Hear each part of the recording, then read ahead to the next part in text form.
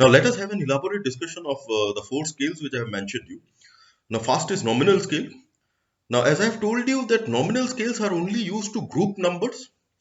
Now say for example, and it has a huge application in business research. Say for example, the researcher has collected information related to the variables.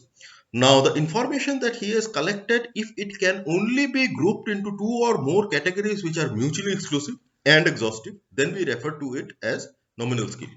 For example, there is a workshop which is being conducted in statistical software, and the participants who are attending the workshop, they are being inquired on whether they have attended a similar workshop earlier or not. So therefore, the two categories in this case would be participants who had attended similar workshop earlier and participants who have not attended similar workshop earlier. So this is what we understand by nominal scale. That means here we are only grouping the participants into those who have attended and those who did not attend. If we use numbers in case of nominal scales, then the numbers are only used as levels. There is no numerical implication to the number. There is no quantitative implication of the number. Say for example, there is a number which is put at the back of the jersey of a cricket player. Say for example, the number is 23. Then this number is only used as an identification. It does not mean that it does not rank the player in terms of a skill level. It is only used as an identification. There is no quantitative implication of this number. So this is what we understand by nominal scale.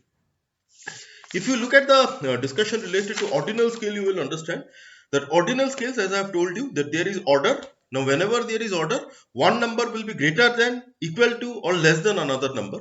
This is basically based on one principle or postulates which says that if A is greater than B and B is greater than C, then A will also be greater than C.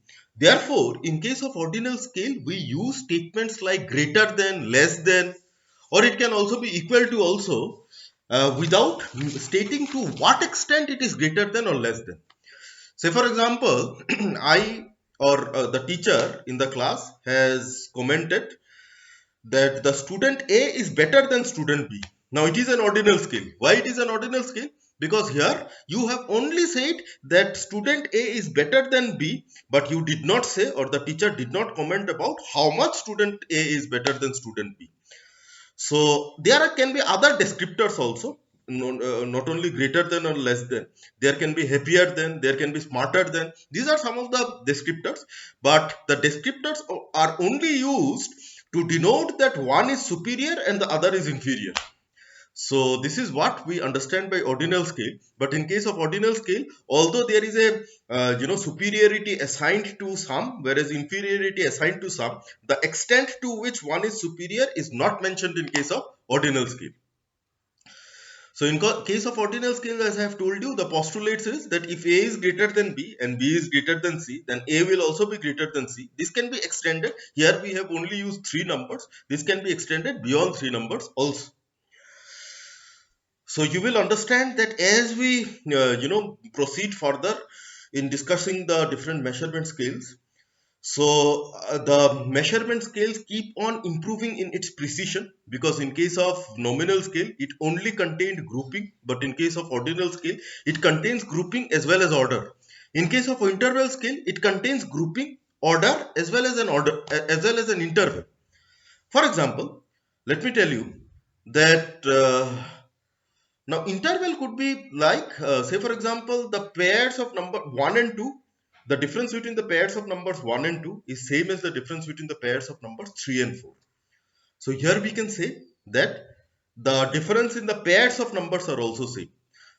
Say for example, we can say that the time that has elapsed between 3 a.m. to 6 a.m. is same as the time that has elapsed between 4 a.m. to 7 a.m. But we cannot say that the time 6 a.m. is twice the time as 3 a.m. Why? Because the number has been arbitrarily designed. We have designed the numbers arbitrarily. We have given a number to different time periods according to our own convenience. It is not absolute, it is arbitrary. So here we say that it is an interval scale. Now what is a ratio scale? Ratio scale does not have an arbitrary assignment. Ratio scale will have absolute zero. What does it mean? Say for example, ratio scales are used to measure weight, height.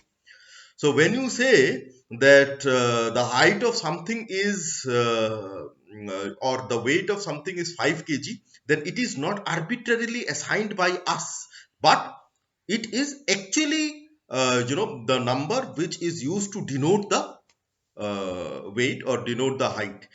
So it will have an absolute zero. That means such sort of variables will have a zero which has a meaning. There is a meaningful zero assigned to it. But in case of interval scale, since the numbers are being assigned by us, the meaning of the zero will also be attributed by us. But in case of ratio, the meaning is not attributed by us. It is actually having a meaning in the real world. So this is what you understand by the four different scales. As I have told you, to have a clearer understanding about what measurement scale is, you need to have an orientation of the subject research methodology, and you need to have a mindset of a researcher. I wish all the best to all of you to understand the concept. I will come up with the next part of the concept 2 or 3 days down the line.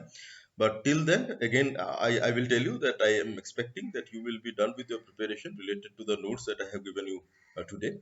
So till then, have a good time. Goodbye.